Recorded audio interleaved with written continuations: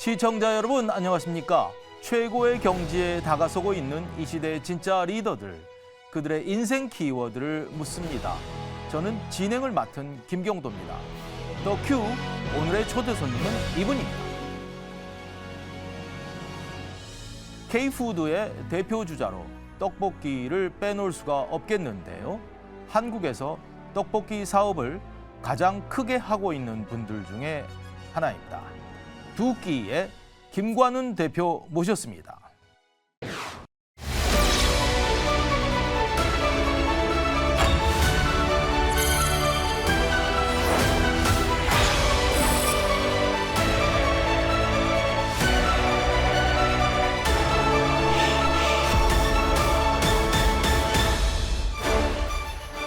세계 1호 명장이 되는 게 좀 더 포인트 나잖아요. 국내 1호보다는 세계 1호.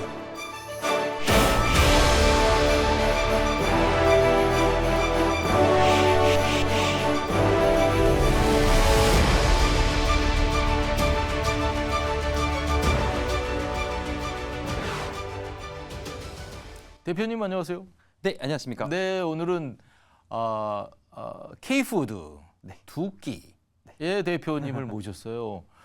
두 끼가 어떤 프랜차이즈, 어떤 K푸드, 어떤 식품인지는 제가 아는데 네네. 또 모르는 분들이 있으니까 네네. 한번 간단히 설명을 해주시겠어요? 네. 저희 두끼라는 프랜차이즈는 해외에 떡볶이를 주제로 한식을 알리는 글로벌 외식 산업하는 프랜차이즈고요.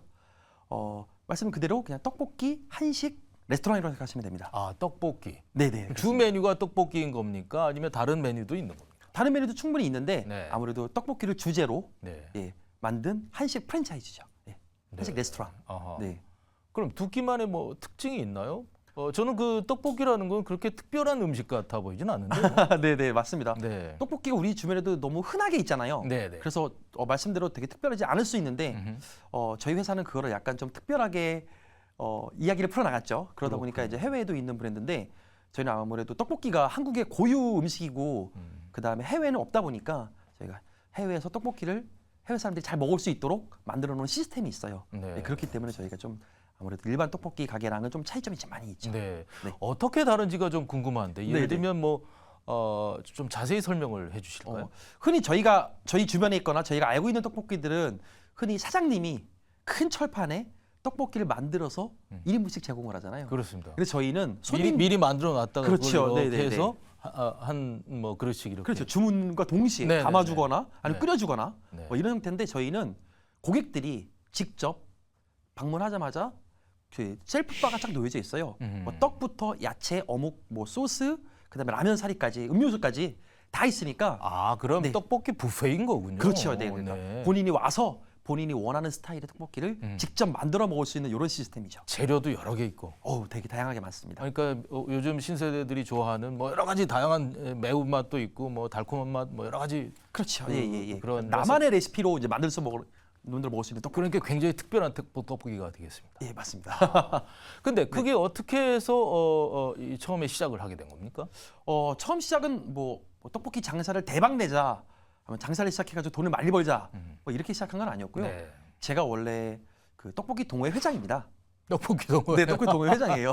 네, 네, 네. 네, 아, 그런 게 있는 줄 몰랐습니다. 그렇죠. 네, 되게 신기하더라고요. 네, 네, 네. 지금 제가 저희 카페 동호회 회원이 한 4만 명이 좀 넘는데, 4만 명. 네, 4만 명 중에 제가 떡볶이 대장인데, 그렇군요. 떡볶이에 대한 활동을 이것저것 많이 하다가 네. 떡볶이로서 좀 재밌는 이야기도 만들고, 그다음에 해외 사람들이 떡볶이를 먹게 하려면 어떤 방법이 좋을까라고 해서 탄생한 브랜드가 두끼이기도 합니다. 아, 네. 그럼 두 끼는 뭡니까? 하루에 두 끼만 먹자 이런 얘기인가요? 아, 그게 아니고요. 뭐 두끼 드셔도 되는데요. 네. 저희는 일반적으로 떡볶이가 해외에서는 네. 우리 대한민국 사람한테는 되게 익숙한 간식이자 우리 주변에 있는 소울푸드인데 해외 사람들한테 정말 생소한 음식이거든요. 네. 하다못해 제가 이제 테스트도 해봤는데 해외 사람들은 떡볶이라는 음식에 대한 혐오감도 되게 많이 갖고 있더라고요. 예, 그 매운맛 아니면 무슨 뭐 다른 게 문제인가라고 생각했는데 그 떡의 식감, 저희가 좋아하는 뭐 쌀떡의 쫄깃쫄깃한 식감 같은 게 혐오 음식이기 때문에 간식으로는 접근을 못하고 네. 해외 떡볶이를 알리기 위해서는 우리의 간식이 아닌 식사 개념으로 가야겠다. 그래서 약간 즉석 떡볶이에 밥도 같이 먹을 수 있는, 볶음밥 먹을 수 있는 그런 떡볶이가 저희는 존재하잖아요. 즉석 떡볶이. 그렇기 때문에 저희는 와서 떡볶이를 한 끼 먹고 볶음밥으로 두 끼 먹어라. 이런 뜻을 가진 이제 네이밍으로 두끼가 탄생하게 된 거죠. 두끼 그리고 대표님 하면 생각나는 네. 키워드를 한번 몇 가지 네네네. 해봤습니다. 자, 몇 가지 있는데 어떤 키워드가 좀 눈에 띄시는죠? 네, 다 저에 대한 이야기이긴 한데요. 저는 아무래도 그래도 덕업일치란 그깟 떡볶이가 가장 저한테는 와닿는 말이기도 한데 아무래도 덕업일치로서 제가 가장 유명하긴 하겠죠. 덕업일치. 네네네. 역시 제가 잘 아는 말이긴 합니다만. 네네네. 네, 이것도 조금 시청자들 위해서 좀 설명해 주시겠습니까? 네네.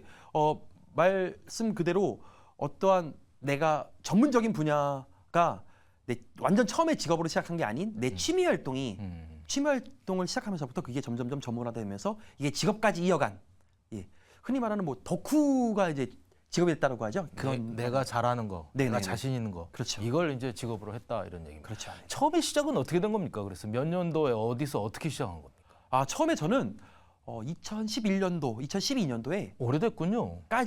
저는 회사에 다녔어요. 정유회사. 네. 네, 정유회사. 네네네. BTX라고 아십니까? 네, 네. 벤젠, 토울루엔, 자일렌 아하. 이런 화학 용제를 취급하는 그런 회사에 다니다가 굉장히 조금 다른 분야였습니다. 완전 다른 분야죠. 네. 원래 어릴 적 꿈은 PD였으니까요. 네, 그렇군요. 고등학교 때까지는 문과 PD가 되고 싶었고, 굉장히 다양한. 네네. 대학교는 화학과를 갔고, 네. 직업은 BTX라는 화학 물질을 취급하다가 정말 이건 내 꿈이 아니다. 그다음 내가 하고 싶은 것도 아니고 단순히 돈을 벌기 위한 지금 삶이 제가 너무 월급 루팡 월급 루팡 짓을 많이 하다 보니까 34살에서야 제가 제일 잘하고 제일 잘할 수 있는 거를 찾아가 보자라고 선택했던 게 떡볶이고 35살에 시작했으니까 이제 딱 10년 차 제가 이제 떡볶이 활동을 한 지 그렇게 됐네요. 그 당시에는 제가 집이 좀 잘 살았기 때문에 굳이 취업에 대한 생각이 일도 없었고 그다음에 준비도 하나도 안 돼 있었어요. 근데 집이 조금 갑자기 부도가 나면서 어려워지면서 어떻게 보면 전 낙하산을 타고 지인의 추천을 받아서 강제로 취업하게 됐죠. 단순히 돈을 벌기 위해서 제 꿈과 상관없이 그냥 월급 받기 위해서 취업했기 때문에 좀 제가 제대로 생활을 하지 못했습니다. 아무래도 누구나 다 그렇지 않나요? 물론 뭐 사람마다 버티면서 할 수 있는 역할이 있는 것도 맞는데 저는 너무 부정하고 싶었어요. 제가 지금 어렸을 때부터 잘 살고 물론 독자였기 때문에 예쁘게 자라고 그다음에 남들보다 좀 풍요롭게 자랐던 이런 상황에서 그다음에 꿈도 PD였고 그랬는데 단순히 돈을 벌기 위해서 회사에 다닌다는 자체가 너무 부정적이었어요. 그다음에 할 줄 아는 게 없다 보니까 더 부정적으로 모든 일에 다 부정적인 사람으로밖에 생활할 수밖에 없어가지고 그랬던 것 같아요. 아무래도 좋아하는 일이 아닌 것을 넘어선 더 이상 할 줄 아는 게 없었기 때문에 단순히 회사 업무도 어떻게 보면 되게 단순한 업무였어요. 그냥 결제 받아오기, 은행 갔다 오기, 뭐 서류 만들기 이런 거밖에 안 했습니다. 7년 동안 그것도. 그러니까. 그럼 그때 시작을 네네. 내가 잘해보는 거 덕업일치인데 네. 어떻게 하면 좋겠다. 네. 또 어떻게 시작을 하신 겁니까?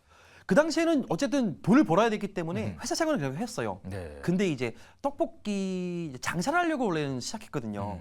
원래 꿈은 원래 이게 지금 사업도 아니고 뭐 그것도 아닌 조그맣게 회사 생활은 더 이상 못 하겠고 장사를 하자는 마음으로 이제 떡볶이를 배워야 하는데 막상 배울 곳이 없잖아요. 어디 뭐 맛집 가가지고 가르쳐 주세요. 당연히 안 배울 거고요. 그러다 보니까 그 당시에 조금 유명했던 게 저희가 흔히 사용하는 포털 사이트에 동호회들이 상당히 유명하게 많이 있었어요. 뭐 자전거 동호회, 등산 동호회, 치킨 동호회 막 이렇게 동호회 활성화되던 시기인데 그러면 내가 회사 안에서 돈을 받아야 되니까 낮에는 회사 생활을 하고 밤에는 이제 떡볶이 동호회가 있으면 가입해서 그 회원들이 쭉 이제 남겨놓은 여러 정보들을 가지고 떡볶이를 배워서 장사를 시작해야지라는 마음으로 이제 찾아봤죠. 당시 동호회 분들이 대표님의 그 사심을 잘 알았습니까? 근데 하필 떡볶이 동호회가 없었어요. 그렇군요. 네, 그렇게 많은 동호회는 많은데. 그래서 어떻게 해요? 제가 급한 마음에 제가 만들었죠. 네. 그래서 2011년도 7월 달에 제가 떡볶이의 모든 것이라고 떡볶이 모든 것을 한번 담아보자 라는 마음으로 떡볶이 동호회를 만들고 떡볶이 활동을 계속하기 시작하면서부터 이제 점차 꿈이 이제 떡볶이 동호회 회장으로 바뀌면서 점점 이제 떡볶이 활동을 시작하죠. 그러면서 이 회원분들이 여러 가지 의견들을 내주시고 네네네. 또 많은 사람들이 좋아할 만한 그런 떡볶이들을 연구하게 되신 거군요. 그렇죠. 가장 제가 덕업일치에 가장 적합한 게 뭐냐면 동호회를 만들고 정말 아무 생각 없이 그냥 차 한 대를 사가지고 전국에 있는 떡볶이를 그냥 먹으러 다녔어요. 아, 어디가 제일 맛있을까 네. 하면서 전국에 있는 웬만한 떡볶이 집을 제가 3,000군데 이상 가본 것 같아요. 3,000군데. 네. 어디가 제일 맛 있으셨어요? 아, 그거는 너무 개인적인 취향이 강한데 그냥 저를 만나는 분들이 항상 물어보는 게 그거예요. 어디 네. 떡볶이가 제일 맛있냐? 네. 그럼 저는 이제 그런 질문을 하도 듣다 보니까 항상 이런 대답을 합니다. 저는 어제 먹은 떡볶이 가장 맛있더라고요. 아, 그렇군요. 네, 어제 일요일이라서 제가 집에서 해 먹었거든요. 네. 네. 어제도 떡볶이를 드셨고. 네, 어제 전 주말에도 또 집에서 또 떡볶이를 해야 되니까. 우리나라의 떡볶이가 처음 생긴 건 언제였습니까? 제가 학자는 아니기 때문에 네, 네. 정확한 사실은 잘 모르는데 그래도 문헌을 보면 예전에 뭐 파평윤씨 가문에서 뭐 조선시대 때 임금님께 뭐 그 당시에는 근데 쌀이 귀했잖아요. 네.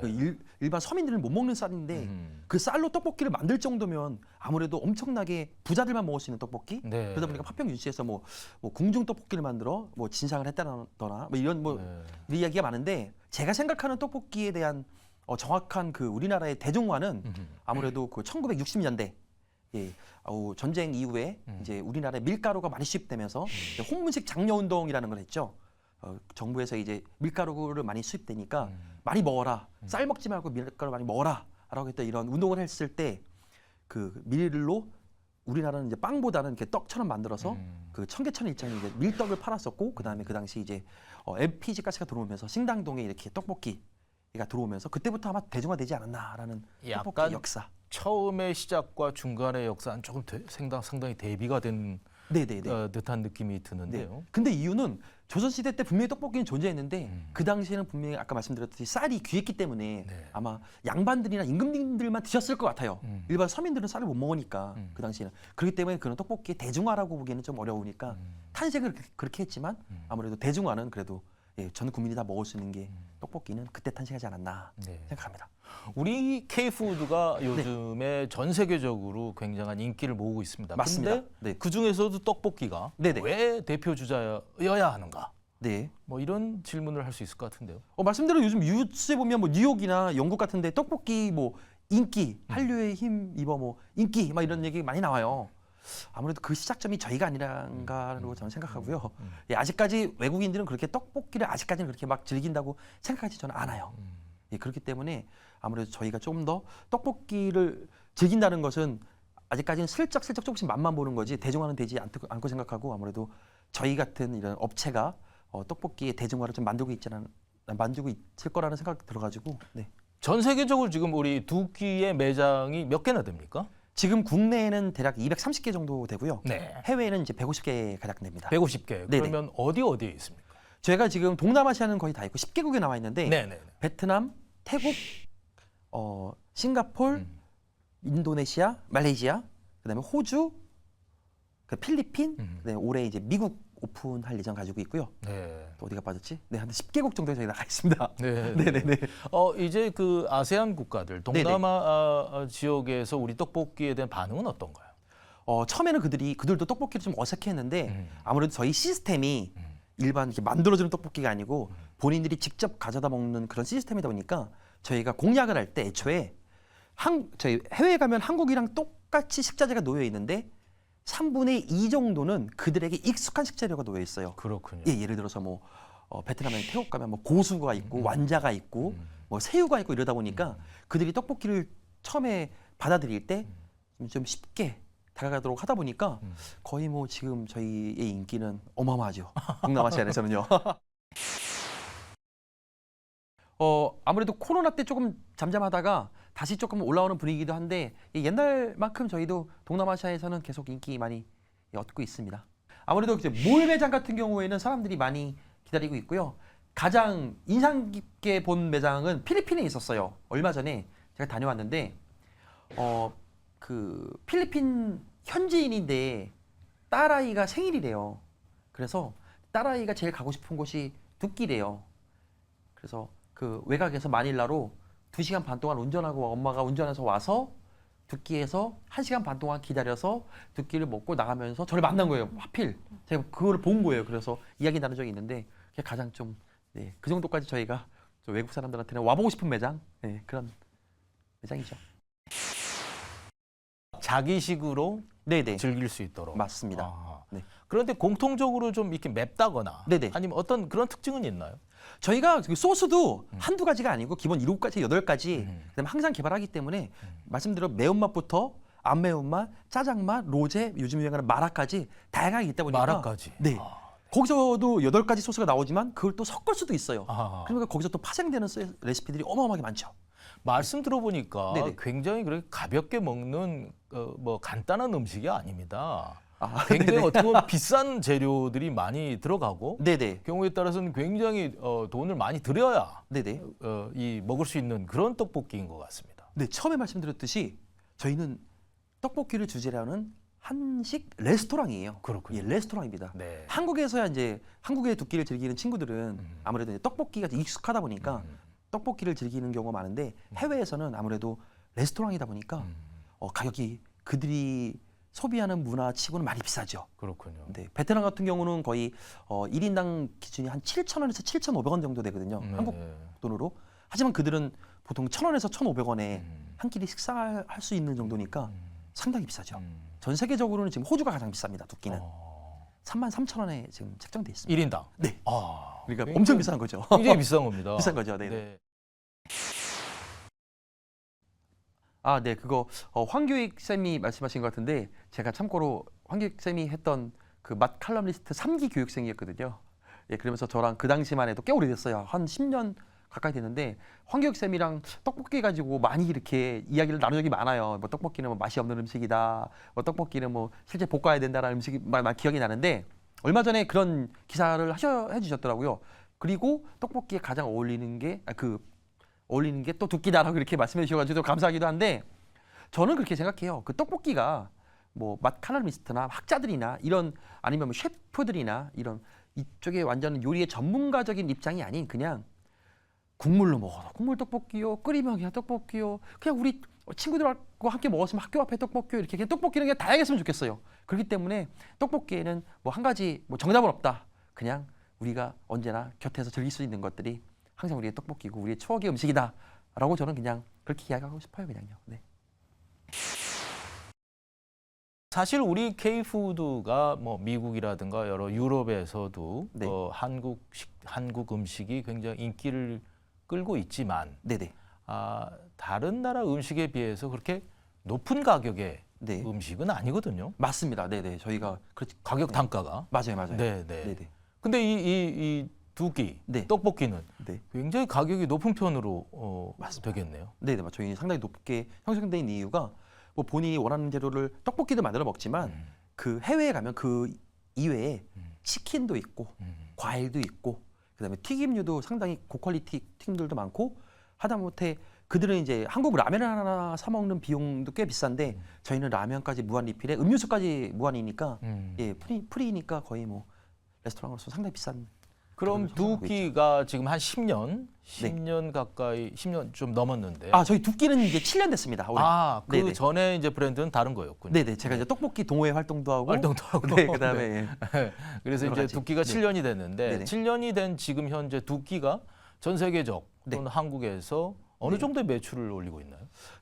저희는 그 매출이 상당히 뭐 좀 높은 편이긴 한데 전 세계 매출로 가맹점 포함해서 매출로 따지면 2천억 좀 넘었고요. 네. 그 금액이라는 이유가 되게 의미 있게 저는 보는데 그 뭐 돈을 많이 벌어서가 아니고 그 저희가 한국 기준으로는 10,000원이요. 9,900원인데 네. 그 9,900원짜리 떡볶이를 2천억 원어치 1년에 먹는다면 과연 세계 사람들이 얼마나 많이 또 즐기고 있느냐라는 것을 포커스를 두기 때문에 네.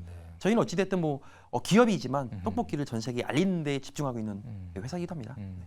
그러면 지금은 이제 그 아까 300여 개가 넘는 네. 그런 가맹점이 프랜차이즈 형태로 네, 저희는 100% 운영이- 가맹점입니다. 가맹점. 네. 그럼 어떤 조건으로 어떻게 운영이 되고 있습니까? 국내 우리가- 같은 경우는 네, 그러니까 지금 본사에서 네. 뭔가 레시피라든가 네. 뭐 여러 가지 노하우들 주고 네. 그리고 경영은 프랜차이즈가 하는. 그렇죠, 맞습니다. 네. 근데 국내에는 아무래도 그 일반 보통 프랜차이즈랑 똑같이 운영되고요. 저희 본사에서 저희가 주요 소스라든지 이런 거 물류를 통해서 네 저희가 제공하거나 아니면 교육 같은 것들 계속 꾸준히 진행하고 있고요. 해외 같은 경우는 나라별로 마스터 프랜차이즈권을 줬어요. 네. 그 마스터 프랜차이즈가 그 해외 그 국가에서 자기 맡은 국가에서도 사업을 할 수 있도록 그다음에 저희가 이제 물량을 여기서 수출을 하고 하는 그런 형태를 띠고 있습니다. 근데 아무래도 저희는 그 마스터 프랜차이즈를 할 때 현지 그러니까 그 나라에 가장 최적화된 회사와 계약을 맺어요. 그렇다 보니까 그 회사에 대한 뭐 자금력도 봐야 되고 그다음에 기타 뭐 할 수 있는 뭐 이게 역할이나 그 동안의 이력도 많이 봐야 되는 것에 대한 선정도 많이 하고요. 예를 들어 사업 계약이 됐을 때 그분들이 사업을 할 수 있도록 저희는 모든 시스템이나 모든 식재료나 기타 서비스 교육 같은 것들에 대한 것들을 해외 사업팀에서 전폭적으로 저희가 지원을 하긴 하죠. 그들이 그 나라에서 두끼 프랜차이즈 사업을 잘할 수 있도록 본사에서 다 모든 것들을 다 도움 줍니다. 개중에서는 프랜차이즈를 그러니까 각각의 프랜차이즈에서 네. 영업을 잘하고 네네. 서비스를 잘하면 네. 거기서 돈을 많이 벌 수도 있는 거고 그렇죠. 그건 네. 각 프랜차이즈마다 좀 다르겠군요. 그렇죠. 네. 그리고 저희는 아무래도 그 셀프 시스템이다 보니까 고객들이 직접 와서 만들어 먹는 시스템이다 보니까 저희는 다점포율이 좀 높아요. 프랜차이즈 하나를 갖고 계시는 분이 네, 여러 여러 개를 개를 해요. 갖고 계시는 분이 예, 저희 두 끼를 7개까지 하시는 분도 있어요. 네네네. 네, 그렇게 네. 저희는 아무래도 예, 주방장이 필요 없는 시스템이다 보니까 네, 그렇게 운영이 좀 쉽게 할 수 있게 이렇게 만들어놨습니다. 그렇군요. 네. 두 끼의 요리사, 네. 셰프라든가 이런 네. 분들은 어떤가요? 저희는 셰프가 필요 없습니다. 네. 그 재료를 준비하시는 분들은 근데 저희는 밑재료만 그러니까 떡은 온 그대로 떡 담아놓으면 되고 야채는 손질만 해서 도면 되고 하니까 저희는 요리 자체가 없습니다. 각자 드시는 분이 셰프니까. 네, 각자 오신 고객 하나하나가 전부 다 셰프죠. 네.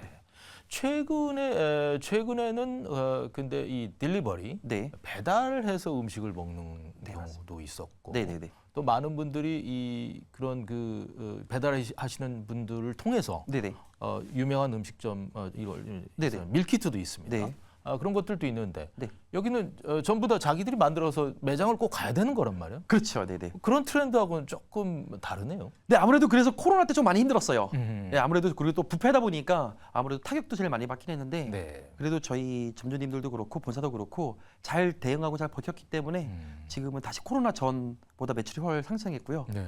그다음에 저희는 저희만의 또 아이덴티티가 있기 때문에 음. 굳이 뭐 배달 같은 걸 굳이 안 하더라도 고객들이 와서 즐길 수 있거나 때로는 고객들이 와서 포장해가는 시스템은 있어요. 네.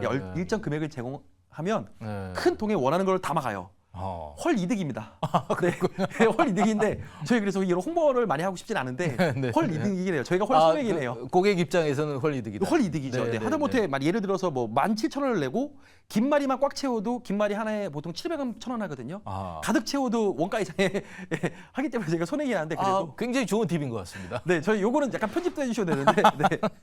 그런 시스템도 있다 보니까 네. 저희가 뭐 아무래도 매장에서 즐기는 것들이 훨 많고요. 저희도 밀키트 충분히 존재하고 있습니다. 근데 밀키트는 적어도 국내에서보다는 조금 캐나다나 미국 쪽에 수출을 많이 하는 형태니까 네, 저희도 가지고 있죠. 자, 이제 네. 우리가 글로벌로 나가려고 하는 네, 특히 이제 두 끼가 앞으로도 이 아세안 국가들뿐만 아니라 미국 진출을 지금 이제 하고 계시는 건데 네, 네. 미국 진출에서는 어떤 목표를 갖고 계시는 건가요? 네, 저희가 지금 원래 7월 요때쯤 저희가 이제 휴스턴 오픈을 예정을 가지고 있는데 이제 공사 때문에 조금 딜레이 되긴 했는데 휴스턴 오픈하고 이제 뉴욕 오픈을 가지고 있어요. 아무래도 아무리 뭐 매체에서 떡볶이의 인기다 하더라도 그들은 쉽게 질릴 수 있다 보니까 저희가 미국에 있는 환경과 그들이 사는 문화를 최대한 접목을 잘 시켜서 만들어야 돼요. 그렇기 때문에 그게 가장 저희의 풀어나갈 숙제이기도 하고 그게 잘 풀어낸다면 그 넓은 땅 대륙에 저희가 두 끼가 아마 쫙 깔리는 날이 생기겠죠. 제 말씀은 그 미국 분들이 네네. 다양한 우리하고는 굉장히 좀 다른 그 입맛도 갖고 맞아요. 계시는데 네네네. 충분히 이 승산이 있다 이렇게 보시는 거군요. 충분히 승산이 있습니다. 왜냐하면 저희는 재료의 다양성을 넣기 때문에 저희가 뭐 말 그대로 떡볶이 뷔페지만 그 옆에 재료에 햄버거랑 스테이크 넣을 수도 있는 겁니다. 그래서 스테이크에 떡볶이를 넣어서 먹는 문화도 만들어 놓을 수 있는 거기 때문에 저희는 자신 있습니다. 그 정도에 있으면요. 네. 그러니까 사실은 엄밀하게 얘기하면 떡볶이가 아니고 그렇죠. 네네. 뷔페, 뭐 한식 뷔페의 네네. 개념인 떡볶이를 주제는 한식 레스토랑이죠. 네, 네. 미국 식당은 사실은 조금 더 위생관념이라든가 네. 이런 우리하고 좀 다른 측면들이 있어요. 우리도 뭐 위생적이지 않은 건 네, 아니지만 맞습니다. 네네. 뭐 조리하는 방식이라든가 네. 이렇게 보관하는 방식이 조금 네. 우리하고는 달라서 네. 그것 때문에 고전하시는 분들도 많다고 하던데요. 네네네. 네. 아무래도 많이 있겠지만 저희 시스템상 저희는 재료만 잘 보관하고 잘 깔아주면 되기 때문에 네. 어떻게 보면 요즘에 되게 인건비도 비싸고 그다음에 사람 구하기가 되게 어렵다 그러잖아요. 특히 외식 쪽은. 근데 그쪽에 있어서는 저희가 운이 좋게도 되게 최적화돼 있지 않나라고 생각합니다. 두 끼에서 일하시는 분들은 어떤 분들인가요? 되게 어떤 분들이 일하시고 어떤 역할들을 하시고 얼마나 일하시고 계시나요?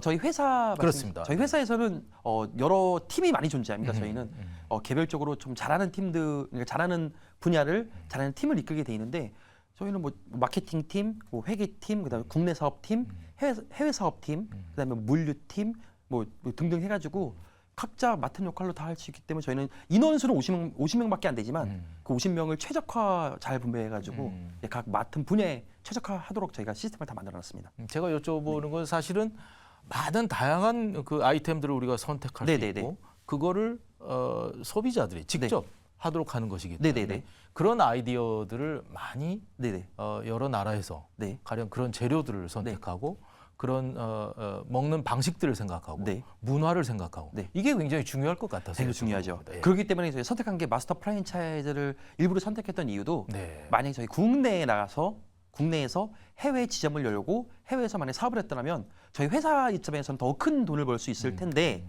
마스터 프랜차이즈들과 함께하는 이유는 확장성도 그렇겠지만 저희가 아무리 떡볶이 전문가라고 잘 알아도 말씀대로 만약에 해외 어딘가에 갔을 때 그쪽 문화와 환경을 모르고 그들이 뭘 좋아하는지 모르면 저희는 아무리 다가가도 그걸 쉽게 매칭이 안 되거든요. 하지만 마스터 프랜차이즈 하시는 분들은 최소한 그쪽 문화를 잘 알기 때문에 같이 서로 이야기하고 같이 회의 겹치고 같이 어떤 합의점을 맞춰서 식자재를 내기 때문에 그런 점에 있어서는 상당히 저희가 본사에서 그렇게 그정 100%까지 노력 안 해도 이쪽과 같이 협의하여 나갈 수 있기 때문에 좀 편한 것 같아요. 여러 개 프랜차이즈를 많이 하시는 분들이 많다고 하셨는데 그 중에서 좀 기억나시는 분이 계신가요?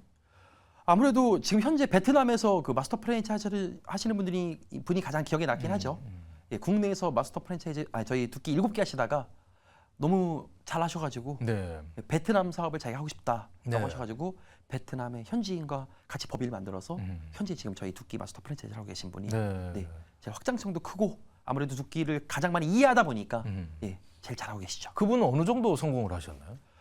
저희 베트남에서 지금 84개 정도 매장을 운영하고 있고요. 절반 이상은 직영점을 하고 있습니다. 거기. 그러니까 상당히 많은 운영을 하고 있죠. 예를 들면 그 중국이라든가 일본 또는 유럽이라든가 이쪽도 우리가 좀 여러 가지 생각을 할 수 있나요? 저희가 어떻게 보면 제일 처음 진출했던 게 중국이었습니다. 2015년도 12월 달에 중국에 가장 먼저 진출을 하고 그다음에 중국의 큰 백화점에 한국 백화점에 들어가서 아주 성공리에 잘 오픈했는데 하필 사드라는 문제 때문에 저희가 사라진 게 아니고 백화점이 사라지면서 저희도 자연스럽게 사라지게 됐죠. 근데 그 중국 오픈할 때 정말 많이 힘들었거든요. 그래서 그 경험을 가지고 중국과 비슷한 대만으로 이제 진출을 바로 하면서 약간 성공을 했기 때문에 이렇게 해외 진출이 잘 된 것 같고요. 저희가 그 슬로건이 있어요. 제가요. 그 지구 반대편에서도 떡볶이를 즐기는 그날까지라는 단어를 맨날 하고 다니는데 저희가 이제 동남아 진출했고 호주 진출했고 이번에 미국 진출하면서 아메리카 깔리면 다음에 유럽까지 딱 진출하면 이제 대표님께서 언제든지 해외여행 가셨을 때 해외 음식 좀 지겹잖아요. 좀 이제 한국 사람을 물리고 그럴 때 언제든지 떡볶이를 즐길 수 있는 그날을 제가 만들어 보겠습니다. 그 떡볶이 세계 명장 1호가 되고 싶다고 하셨다고 하던데. 맞습니다. 그게 그런 뜻이군요. 그렇죠. 어떻게 보면 두끼가 물론 사업적으로는 저한테 이제 큰 이제 유명하게 만들어준 뭐 기업이기도 한데 어떻게 보면 저의 이제 종착점은 아니거든요. 저는 어쨌든 저의 본분이자 저의 주체는 떡볶이 동호회 회장이기 때문에 저는 어차피 떡볶이 동호회 회장이고 국내 제1호 떡볶이 명장이 되는 게 제 마지막 목표인데 어차피 국내 1호 명장이 될 바에는 세계 1호 명장이 되는 게 좀 더 폼이 나잖아요. 국내 1호보다는 세계 1호. 그러기 위해서는 세계 사람들이 떡볶이를 알면 제가 세계 1호 명장이 되기 더 좋을 것 같아서 그래서 지금 떡볶이를 알리는 활동 중에 하나가 두끼일 뿐입니다. 떡볶이 1호 명장이라고 하는 건 떡볶이를 잘 만든다는 뜻입니까? 아니면 떡볶이를 잘 알려서 사업을 한다는 뜻입니까? 우선 사업적인 면은 약간 배제고요. 잘 만들기도 하겠지만 떡볶이를 가장 잘 이해하고 그다음에 전 세계적으로 떡볶이를 잘 알릴 수 있는 사람이라고 저는 생각해요. 한국의 떡볶이를. 베트남에서는 떡볶이를 뭐라고 부르나요? 떡볶이라 부릅니다. 한국의 코리아 떡볶이라고 그럽니까? 코리아 떡볶이 뷔페. 있습니다. 떡볶이. 아, 그러니까 다른 나라에서도 다 떡볶이라고 하나요? 네, 흔히 말하는 뭐 라이스 케이크라든지 네. 뭐 이렇게 부르는 이렇게 영문으로 이렇게 번역이 있는데 네. 근데 요즘에는 많이 바뀌었어요. 그냥 네. 떡볶이라고 부릅니다. 네. 한국의 떡볶이. 네. 그러면 한국의 이제 그 음식 네. 이름을 그대로 쓰는 건데. 네, 그대로 쓰고 있습니다. 한국의 여러 가지 문화라든가 네. 어떤 관습이라든가 네. 어떤 뭐 방식이라든가 네. 이런 것들도 같이 이 떡볶이 체인점에서 네, 네. 같이 이렇게 묻어 나오고 그러나요? 뭐 다른 것들은 잘 모르겠는데 적어도 저희 전 세계 어디 매장을 가든 뭐 호주를 가든 필리핀을 가든 태국을 가든 고객이 입장을 하면 무조건 한국말로 안녕하십니까 두끼입니다라고 모든 전 세계인들이 얘기합니다. 그다음에 영상은 한국의 방송이 나오고 한국 음악이 나오니까 적어도 딱 한국인으로서 해외 가서 두끼 매장에 가면 아무래도 좀 약간 한국적 이렇게 자부심이 좀 많이 들긴 하죠. 네네. 네. 사실 저는 그렇게 떡볶이를 많이 먹지는 않는데 네네. 사실 떡볶이를 이렇게 자주 드신다는 걸 생각을 해보면 굉장히 대단하신 것 같아요. 네, 네. 어떻게 그렇게 떡볶이 말 그대로 미치시게 되셨는지 그 아무래도- 계기가 어떤 건지. 근데 아무래도 그 회사 생활을 하면서 너무 예전에 한 10년 전에 회사 생활을 하면서 너무 월급 무팡이라는 생활을 많이 해가지고 너무 엉망진창인 생활을 회사 생활로 많이 해가지고 더 이상은 버티다가 이제 뭔가를 해야 되는데 네. 할 줄 아는 게 없는 거예요. 제가 뭐 그동안 뭐 스펙도 안 쌓았고 돈도 없고 학벌도 별로 안 좋고 뭐 인맥도 별로 안 좋으니까 할 줄 아는 게 없으니까 선택했던 게 떡볶이인데 그 떡볶이에 대한 추억. 단순히 제가 서울에서 원래 강원도 원주가 고향인데 네. 그 제가 서울에 취업했을 때는 서울에 아는 지인이 한 명도 없었어요. 그러니까 맨날 회사에서는 욕을 먹고 퇴근하고 이런 사람이었고 제가 이렇게 좀 마음의 위로를 할 수 있는 곳은 PC방에서 게임하는 사람밖에 안 됐는데 어느 날 저희 학교에서 이제 강원도 고향인 원주에서 동창회를 하는데 그 친구들을 만나고 오면서 제가 가장 좋았던 기억. 제가 어렸을 때 저 어릴 때만 해도 편의점, 패스트푸드점 이런 게 없었거든요. 네, 근데 우연치 않게 저희 집이 농기계 가게를 했었는데 좀 잘 사는 농기계 가게를 했었는데 그 옆에 포장마차에서 할머니가 떡볶이를 파는데 거기가 원주에서 제일 유명했어요. 네. 근데 그 할머니는 그 떡볶이를 만들기 위한 물을 항상 저희 집에서 떠갖고 하다 보니까 하루에도 몇 번씩 마주치니까 그 집 하나밖에 없는 제가 독자거든요. 아들인 제가 얼마나 귀한지 알겠죠. 그러다 보니까 저는 그 집에서 떡볶이를 자주 사 먹었고 친구들도 항상 저를 만나면 떡볶이를 마음대로 먹을 수 있으니까 항상 저를 이렇게 막 받쳐줬고 그 기억. 그냥 그 34살에 서울에서 회사 생활할 때는 되게 인간적으로 힘들었는데 제 34살 그 인생 중에서 가장 사람들이 떠받들어줬던 그 기억. 떡볶이. 네, 그래서 그냥 단순하게 떡볶이 장사를 시작하려고 처음에 시작했던 거예요. 떡볶이를 보면 기운이 나시는군요. 지금 뭐 그거 보면 난리 나죠. 네. 그렇군요. 그다음에 또 하나. 지금 떡볶이 별로 안 좋아하신다 네. 그러셨잖아요. 안 좋아한다는 건 아니죠. 네네. 아닙니다. 네. 그럼 왜 잘 먹지는 않는다는 얘기. 왜 잘 안 드세요? 별로 기회가 별로 없어서. 그렇죠. 떡볶이 집에 맞아요. 가자고 하는 경우가 별로 없어요. 맞아요. 그 네. 기회라는 게 되게 중요해요. 네. 흔히들 아이들이나 여성분들은 떡볶이 집에 아무렇지 않게 들어와요. 근데 남자들이나 특히 좀 연세가 있는 분들은 떡볶이 집에 아이들이 있거나 여성분들이 있으면 잘 못 들어가요. 왠지. 야, 그렇지 않으시나요? 전 나이가 들진 않았는데. 그러니까 젊으신데도 남자기 때문에 잘 못 들어가게 돼요. 네. 그래서 예전에 보면 떡볶이집 봉지가 다 검은색인 이유도 있었어요. 네. 이게 떡볶이인지 안 보여주려고 일부러 그런 이유도 있었는데 저희 브랜드는 약간 레스토랑 형태이기 때문에 그런 그 남녀노소 크게 상관없이 자연스럽게 들어오실 수 있는 이런 기회가 제공되는 곳입니다. 그러니까 한번 떡볶이 한번 드시러 오시는 것도 좋고. 예, 그러니까 많은 분들이 그 떡볶이에서 집에서 이제 약속도 하고, 네, 맞습니다. 같이 둘러 앉아서 네네네. 뭐 여러 가지 대화도 나누고, 네네네. 뭐 회식도 하고, 뭐 이렇게 되는군요. 네, 가능합니다. 그게요. 그러니까 남성분들이 들어오기 창피하지 않다라는 이게 문화를 저희가 또 만들기도 했죠. 네. 언제든지 드실 수 있습니다. 사실 떡볶이는 예전에는 그 우리가 어렵고 막 힘들었을 때는 네네. 떡볶이를 뭐 학교에서 학업을 마치고 올 때 떡볶이 네, 하나를 맞아요. 먹으면 얼마나 그렇게 행복하고 맞아요. 기분이 좋고 네, 사실 우리나라의 소울푸드 중에 하나인데 말이죠. 그렇죠. 네. 세상에서 제일 맛있는 떡볶이는 배고플 때 먹는. 비싼 떡볶이가 아니고 이상하게 이 100원짜리 컵 떡볶이가 이상하게 제일 맛있어요. 떡볶이. 그죠? 지금 500원인데 네. 그건 500원이 됐습니까? 저희 때는 100원이었거든요. 네. 그 이게 종이컵에 한 10알이면 10알 네. 이게 담아주던 그 떡볶이가 이상하게 가장 제일 오뎅국물하고 맛있잖아요. 같이. 예, 네. 오뎅국물 2개 들고 그렇죠. 이게 이상하게 제일 맛있잖아요. 아무리 네. 뭐 비싼 재료로 만들어도 이상하게 이 맛이 안 나는 이유. 네. 떡볶이의 정답이 거기 있더라고요. 네. 저희도 이제 소스가 많이 있다 그랬잖아요. 저희 브랜드에. 이유가 음. 예전에는 저희가 어떠한 특별한 맛을 제가 찾아다니기 위해서 동호회 때도 이제 돌아다니긴 했는데 그때 느낀 게 많았어요. 아무리 맛있는 떡볶이집, 아무리 유명한 떡볶이집도 막상 제가 가서 예를 들어서 1시간 이상 기다려서 먹었는데 맛이 없는 거예요. 손님은 이렇게 많은데 저는 맛이 없어요. 그거를 한 번 겪은 게 아니고 많이 겪다 보니까 그게 딱 정답이 있더라고요. 떡볶이만큼은 어떤 특별한 레시피에서 내가 원하는 맛있는 맛이 나온 게 아니고 나의 어릴 적 그 100원짜리 떡볶이의 추억과 친구들의 기억, 그 맛, 이게 다 복합적으로 된 게 떡볶이의 맛이구나. 그렇기 때문에 떡볶이 레시피는 정답이 없다. 그래서 여러 가지 소스를 만들어서 그들에게 익숙한 소스를 만들어 먹자라고 했던 것도 하나의 또 사업의 시작점이었죠. 그런데 사실은 떡볶이는 오래된 음식이기 때문에 네네. 요즘 젊은 사람들이 아이고 오래된 사람들 또 네. 나이 든 사람들이 먹는 거고 네. 이 젊은 음식은 아니다라고 생각할 수도 있을 것 같은데 말이죠. 그런가요? 전혀 그렇지 아니요. 네네네네. 그런 의문이 네네네. 들 그렇죠, 수도 그렇죠. 있을 것 같은데 그렇죠. 네네. 절대 그렇지 않은 것 같아요. 절대 그렇지 않습니다. 네. 네네. 왜냐면 저희 이용 고객들도 봐도 확실히 확실히 많고요. 젊은 사람들이 더 많고. 저희 초등학교나 중학생들한테는 거의 생일 파티라는 거의 가장 최저화된 장소가 돼버렸어요. 저 어릴 때만 해도 저희는 좀 약간 있는 집이었기, 잘 사는 집이었기 때문에 부잣집 아들이라서 저희는 돈가스 집에서 생일 파티를 했거든요. 그래서 친구들이 서로 오고 싶어 했거든요. 네. 근데 요즘은 저희 매장에서 음. 이 생일 파티를 하는 친구들이 엄청 많아졌어요. 아, 예. 여러 사람들 모아가지고. 네. 워낙 또 요즘 MZ 친구들이 또 자기만의 또 스타일이 강하잖아요. 또 내 것 중심도 강하고 하다 보니까 내가 원하는 맛, 내가 원하는 스타일의 떡볶이를 내가 만들겠다라는 이런 느낌도 좋으니까. 내가 만든 건 좀 더 매운 것 같은데 네네. 이 소스를 넣으니까 네. 더 맛있는 것 같다. 네네. 엄마 나도 한번 먹어볼래. 네네. 뭐 이런 얘기들 그런 서로 거, 이제 그런 공유도 되고요. 그런 걸 네네. 공유를 한다 이런 얘기. 네, 맞습니다. 네. 사실은 근데 그렇게 맛있는 떡볶이를 만들 수 있었던 게 네. 사실 여러 군데 아까 3,000개 떡볶이 네네네네. 가게를 가보셨다고 하는데 네네네.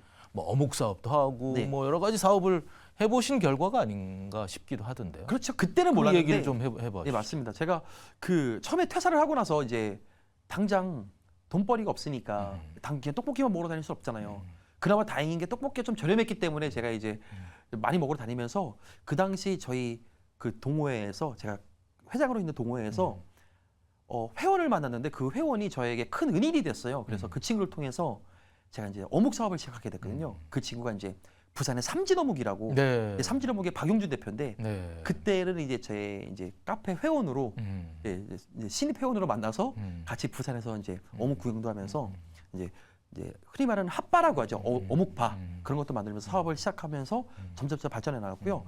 지금 생각하면 그게 큰 도움이 됐는데 그 당시에는 그게 뭐 도움이 되겠다, 이게 뭐 돈벌이가 되겠다, 수입이 되겠다 아무런 생각 안 하고 그냥 떡볶이를 계속 먹으러 다니고 그거를 글로 쓰고 경험해보고 행동하다 보니까 언젠가 그게 저도 모르게 그냥 제 몸속에 이 집 떡볶이 이렇게 만드는 거야 라면서 레시피가 머리에 막 떠오르더라고요. 그래서 제가 지금도 다른 음식은 못 만들어요. 저는 셰프가 아니기 때문에. 근데 어디 떡볶이를 먹고 그 맛을 저는 바로 와서 비슷하게 구현해낼 수 있어요. 예전에는 집에서 양념장을 만들었어요. 근데 요즘에는 양념장을 잘 안 만들어요. 왜냐면 이제는 뭐 워낙 다양한 떡볶이도 맛보고 싶고 그다음에 워낙 소스들이 잘 나와 있기 때문에 저희 같은 경우는 이제 제가 제일 좋아하는 떡목 소스라고 제가 만든 개발한 소스가 있거든요.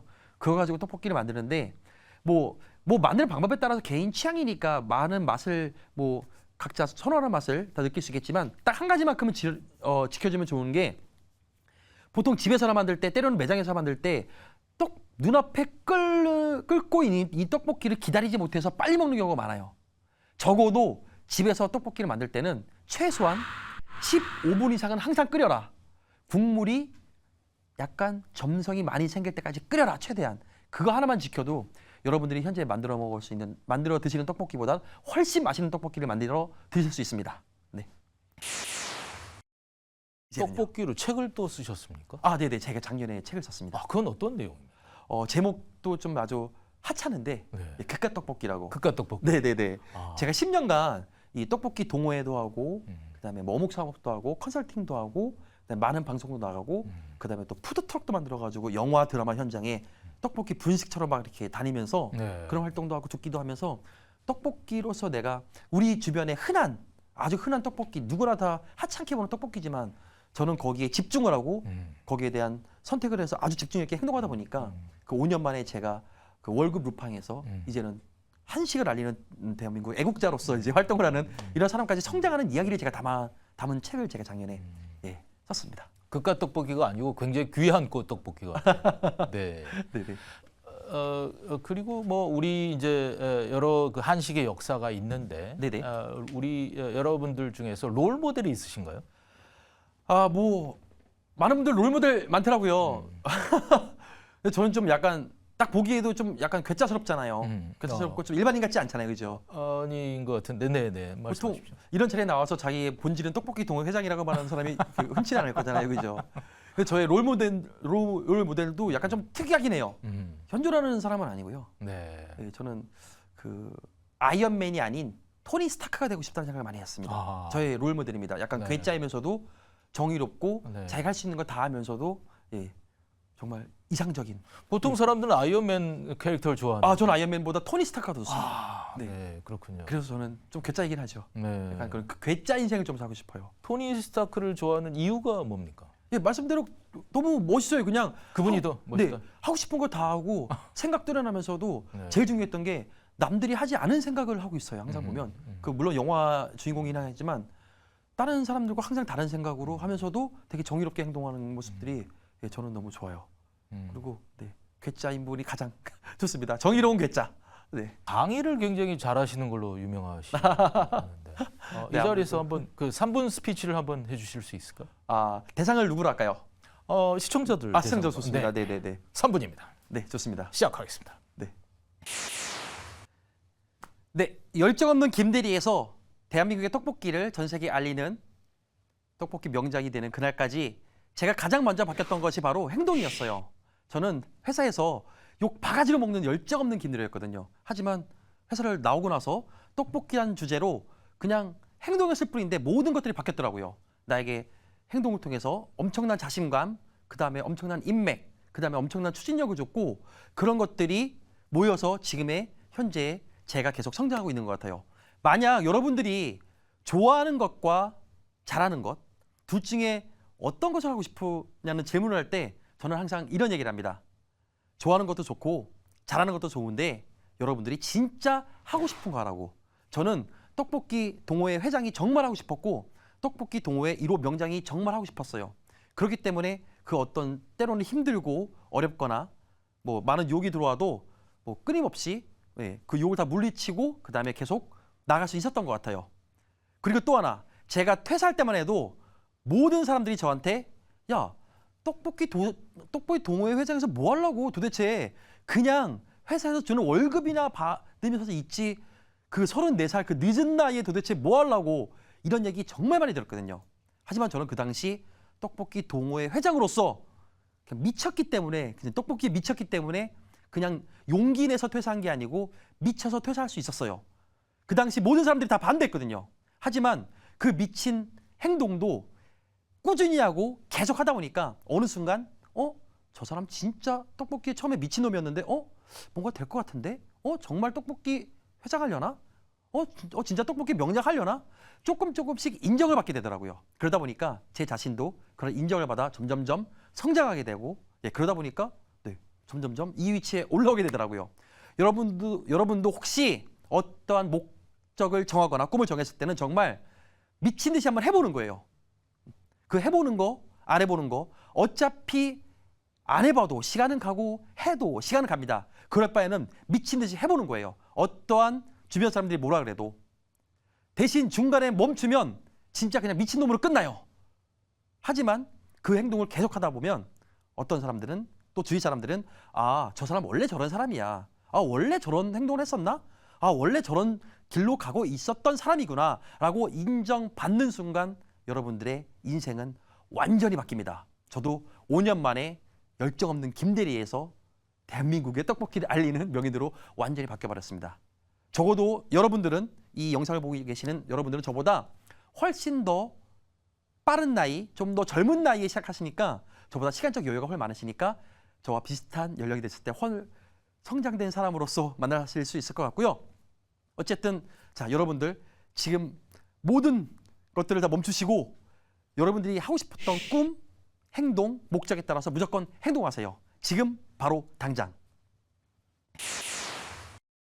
우리 이제 여러 가지 이제 그 뉴욕에도 네. 또 휴스턴에도 이제 매장을 만들게 되고 네.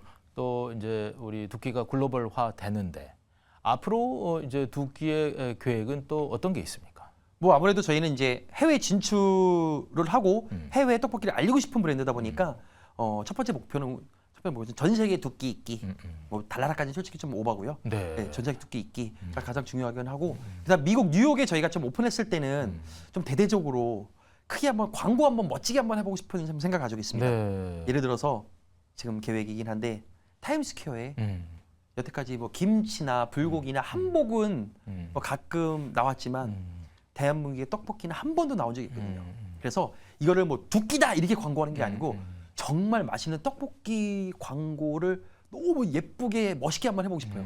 그리고 끝날 때는 뭐 살짝 두끼 넣든지 하더라도 네. 예, 그렇게 하고 싶고 아무래도 저희 두끼는 해외에 쭉 전 세계 다 까는 게 예를 들면 목표입니다. 떡볶이 자체가 변화할 수 있나요? 두끼의 레시피 자체가 네. 떡볶이인데 네네. 떡볶이 말고 다른 걸 시도할 수도 있나요? 저희 이 떡볶이가 말씀대로 떡볶이인데 떡볶이 아니기 때문에 떡볶이가 가능한 이유가 있는 게 저희는 떡과 소스와 그다음에 좀 몇 가지 재료만 있으면 이게 변형이 충분히 가능해요. 그렇기 때문에 소스도 예를 들어서 전 세계 만약에 뭐 오지에 아프리카에 만약에 A라는 소스가 있다.